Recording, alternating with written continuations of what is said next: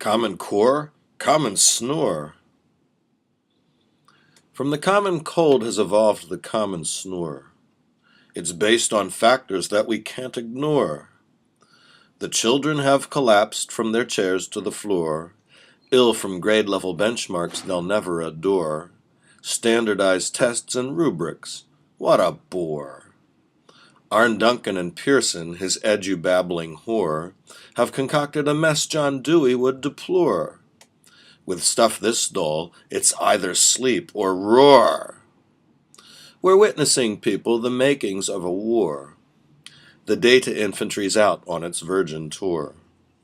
I'm down here in the trenches keeping score. The dozing youth now tally 10,000,004. Yes, I'm strolling from class to class, from door to door, accumulating hard evidence for the soporific effects of the Common Core.